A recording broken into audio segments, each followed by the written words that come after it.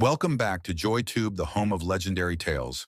In today's episode, we will see how Abram, after having stayed in Noah's house from age 10, when he was moved out of the cave, where his father hid him and his mother, Abram stayed in Noah's house, learning about the Almighty God from Noah.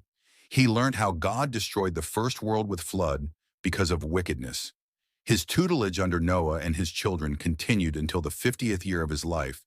Abram, son of Terah, stepped out from the shadow of Noah's teachings into a world filled with divine signs, unimaginable wickedness, and earthly challenges. With the blessings of the Lord upon him, he returned to his father's house, only to find it steeped in idolatry, setting the stage for a clash between divine destiny and human tradition. As Abram crossed the threshold of his familial home, he was greeted not by warm embraces, but by cold stone. 12 gods stood arrogantly, mocking the very heavens with their silent claims of divinity. His heart ablaze with divine purpose, Abram vowed to purge his home of these false idols within 3 days. Confronting his father, Abram demanded, "Father, show me the creators of heaven and earth." With a sweeping gesture, Terah presented the lifeless statues, claiming these were their makers. Undeterred, Abram plotted a bold demonstration to unveil the impotence of these carved stones to his father. Under the guise of reverence, Abram prepared a feast for the idols. "Perhaps this offering will make me favorable in their eyes," he mused sarcastically. As the savory dishes lay untouched, Abram's mock concern only deepened, setting the stage for his final act of defiance.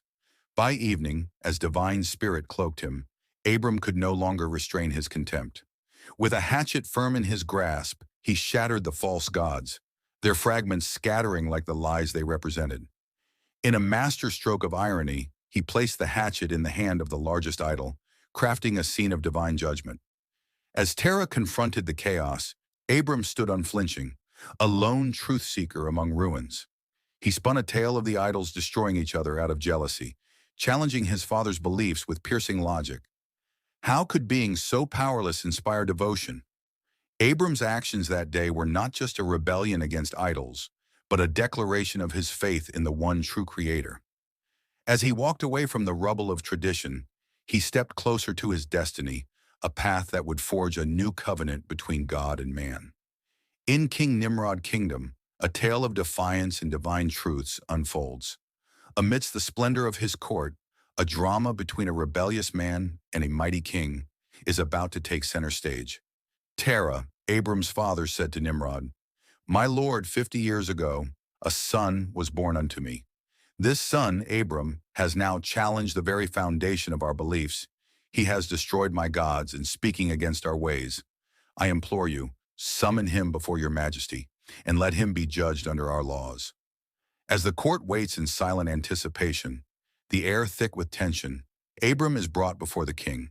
The room, filled with the land's most powerful figures, becomes the stage for a confrontation that could alter the course of history.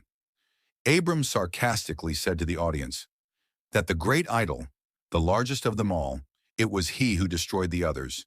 If you claim they possess any power as you believe.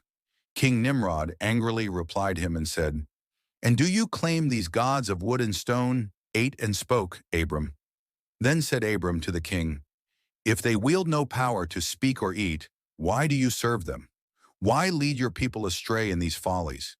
Can they offer you deliverance or command the elements? Why not worship the God of the universe, the creator of all, who holds your very breath in his hands?"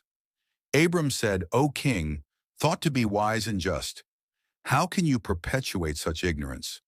Our ancestors erred similarly, and the Almighty swept them away with the flood. Will you too invite such wrath upon your people and upon the earth?"